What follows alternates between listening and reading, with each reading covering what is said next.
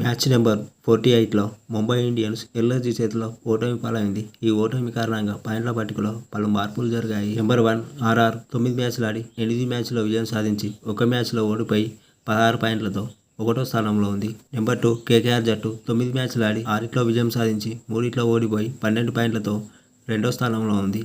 Number 3 LSG జట్టు 10 మ్యాచ్లు ఆడి 6 విజయాలతో 4 ఓటమిలతో 12 పాయింట్లతో 3వ స్థానంలో ఉంది.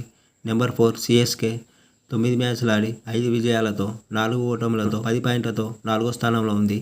నెంబర్ 5 ఎస్ఆర్హెచ్ 9 మ్యాచ్లు ఆడి 5 విజయాలతో 4 ఓటములతో 10 పాయింట్లతో 5వ స్థానంలో ఉంది.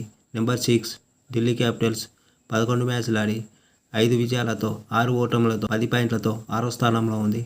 నెంబర్ 7 గుజరాత్ టైటన్స్ 10 మ్యాచ్లు ఆడి 4 విజయం సాధించి 6 ఓటమి పాలై 8 పాయింట్లతో 7వ స్థానంలో ఉంది. నెంబర్ 8 పంజాబ్ కింగ్స్ 9 మ్యాచ్లు ఆడి 5 విజయాలతో 6 ఓటమిలతో 6 పాయింట్లతో 8వ స్థానంలో ఉంది. నెంబర్ 9 ముంబై ఇండియన్స్ 10 మ్యాచ్లు ఆడి 3 విజయాలతో 7 ఓటమిలతో 6 పాయింట్లతో 9వ స్థానంలో ఉంది. నెంబర్ 10 ఆర్సీబీ 10 మ్యాచ్లు ఆడి 3 విజయాలతో 7 ఓటములతో 6 పాయింట్లతో ఆఖరి స్థానంలో ఉంది. ఈ ఏడాది ప్లేఆఫ్స్కి వెళ్ళే 4 జట్ల వివరాలను అలాగే ఐపీఎల్ టైటిల్ గెలుచుకునే జట్టు వివరాలను కామెంట్ల రూపంలో ప్రిడిక్షన్ చేయండి. అలాగే వీడియోకు ఒక లైక్ చేయండి.